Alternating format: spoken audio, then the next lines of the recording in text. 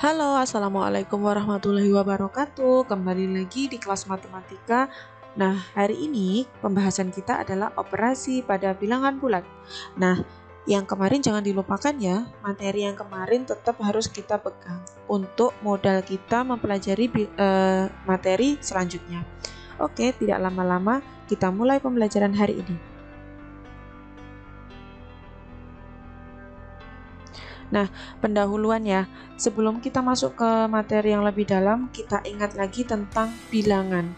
Kemarin kita sudah belajar tentang bilangan bulat. Ada bilangan bulat positif dan ada bilangan bulat negatif. Nah, sekarang yang akan kita bahas adalah bilangan genap yang pertama. Nah, bilangan genap itu siapa aja? Nah, bilangan genap itu ada 2, 4, 6, 8, 10, dan seterusnya. Bilangannya tak terhingga, tapi syaratnya kalau bilangan genap itu adalah bilangan kelipatan 2 atau bisa dibagi 2. Yang kedua adalah bilangan ganjil. Nah, bilangan ganjil itu anggotanya adalah semua bilangan bulat positif yang selain bilangan genap. Lihat, di sini ada bilangan 1, 3, 5, 7, 9, 11. Nah, ini semua tidak ada di bilangan genap. Nah, seperti itu. Lanjut. Nah, dari bilangan genap dan ganjil tadi ada sifat-sifat yang muncul apabila kita operasikan. Nah, yang pertama sifat yang muncul adalah apabila bilangan genap kita jumlahkan dengan sesama bilangan genap. Pembuktiannya menggunakan tabel yang saya sajikan ini. Misal, bilangan A itu saya memilih 2 dan bilangan B saya memilih 4. Nah, apabila bilangan A dan B itu kita jumlahkan, jumlahnya adalah 2 ditambah 4 jumlahnya 6. Nah, yang kedua, pembuktian yang kedua, bilangan A saya pilih 4 dan bilangan B saya pilih 10. 4 ditambah 10 sama dengan 14. Nah, kemudian yang ketiga, bilangan A saya ambil 6 dan bilangan B saya ambil 2. 6 ditambah 2 sama dengan 8. Nah, dari jumlah yang kita operasikan tadi, hasilnya apa? Bilangan apa ini? 6, 14, 8 itu adalah bilangan apa? Betul, 6, 14, 8 itu termasuk bilangan genap. Nah, seperti itu. Jadi, kesimpulannya adalah apabila bilangan genap dijumlahkan dengan bilangan genap, hasilnya tetap bilangan genap. Oke, lanjut. Yang kedua, sifat kedua, apabila bilangan genap kita jumlahkan dengan bilangan ganjil. Nah, hasilnya nanti bilangan apa? Untuk bilangan A, kita pilih bilangan genap semua. Yang pertama, bilangan A kita pilih 2 dan bilangan B kita pilih 1. Apabila 2 kita tambah 1, hasilnya 3. Nah, 3 termasuk bilangan ganjil. Nah, pembuktian yang kedua, bilangan A atau bilangan genap kita pilih 8. Yang B bilangan ganjilnya adalah 3. 8 ditambah 3 hasilnya 11. Bilangan ganjil kan? Nah, sekarang pembuktian yang ketiga. Bilangan A saya pilih 10 dan bilangan B saya pilih 9. Maka 10 ditambah 9 hasilnya 19. Bilangan ganjil lagi. Nah, kesimpulannya gimana? Apabila bilangan genap itu kita jumlahkan dengan bilangan ganjil, maka hasilnya bilangan ganjil. Oke, lanjut ke sifat yang ketiga. Apabila bilangan ganjil dijumlahkan dengan sesama bilangan ganjil, hasilnya nanti bilangan apa? Oke, kita buktikan. Bilangan A saya ambil 1 dan bilangan B juga saya ambil 1. Apabila kita jumlahkan 1 ditambah 1 hasilnya 2. Nah, 2 termasuk bilangan genap. Yang kedua, bilangan A adalah 7 dan bilangan B adalah 3. 7 ditambah 3 hasilnya 10. 10 termasuk bilangan apa? Genap. Nah, sekarang pembuktian yang terakhir. 5 ditambah 9 hasilnya 14. 14 termasuk bilangan genap. Betul. Nah, berarti apabila bilangan ganjil kita jumlahkan dengan sesama bilangan ganjil, hasilnya adalah bilangan genap. Betul sekali. Jadi itulah kesimpulannya. Oke. Apakah kalian sudah paham? Kalau sudah, mari kita lanjut ke pembahasan yang baru, yaitu perkalian bilangan bulat. Oke. Jangan lupa dicatat ya. Nah, untuk konsep perkalian, di sini analogi sederhananya itu diterapkan di sekitar kita, yaitu seperti resep dokter. Misal, kalian sakit dan kemudian ke dokter, kalian mendapatkan obat dengan tulisan resep 3 kali 1. Nah, maknanya apa?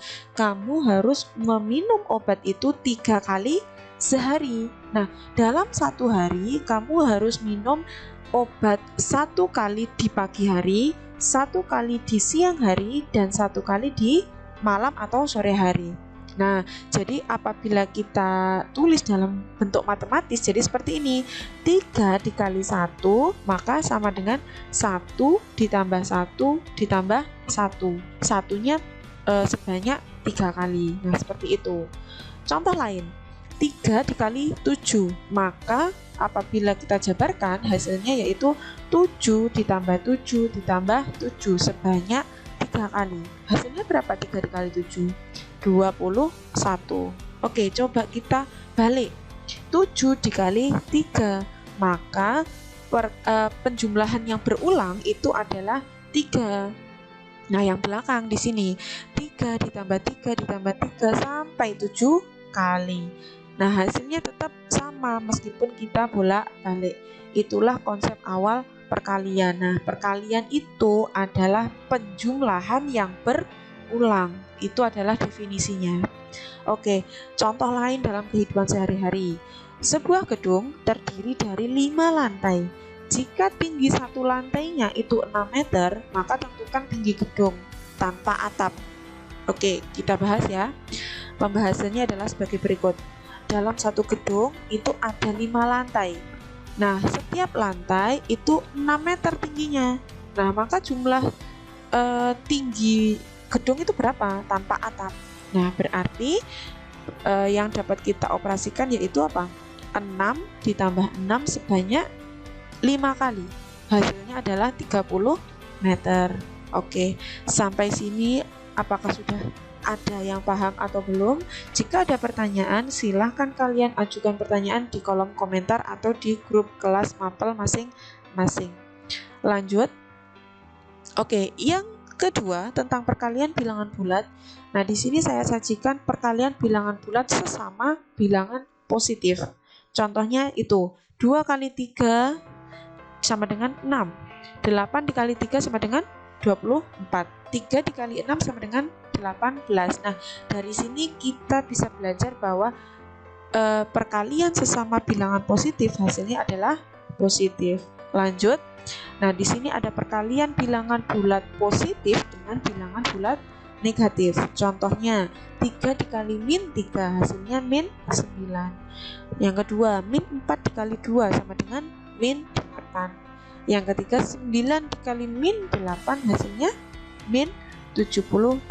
Oke, tidak masalah mau bilangan itu notasinya min di depan atau di belakang. Yang jelas antara perkalian bilangan bulat positif dan negatif pasti hasilnya negatif atau min. Yang ketiga, perkalian sesama bilangan negatif. Nah, hasilnya kalau dilihat dari contoh ini, sesama bilangan negatif itu kalau kita kalikan hasilnya adalah positif. Oke. Coba kita lihat di konsep perkalian. Nah, di sini ada 3 tabel, bilangan 1, bilangan 2, dan hasilnya. Apabila bilangan 1 itu positif dan bilangan 2 itu positif, maka perkalian hasilnya pasti positif. Yang kedua, apabila bilangan pertama itu positif dan bilangan kedua negatif, maka hasilnya negatif. Berlaku bisa kebalikannya. Apabila bilangan pertamanya negatif, bilangan keduanya positif, hasilnya tetap negatif.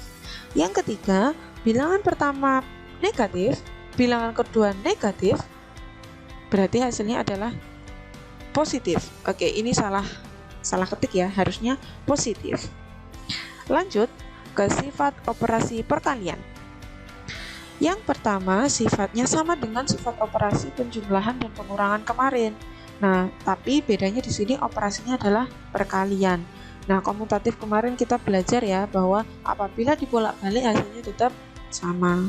Yang kedua, asosiatif. Nah, sama kan dengan operasi penjumlahan pengurangan kemarin, yang mana kita kurung, maka itu dulu yang harus kita kerjakan.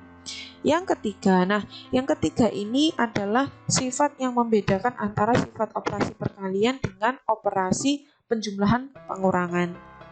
Nah, kalau distributif itu berarti melibatkan dua operasi, ada operasi perkalian dan penjumlahan atau pengurangan. Ya, yang ketiga ini adalah distributif dengan operasi yang kedua adalah penjumlahan. Bisa dilihat antara sisi kiri A dikali B ditambah C, itu nanti hasilnya pasti sama dengan A dikali B dulu, kemudian kita tambah dengan A dikali C.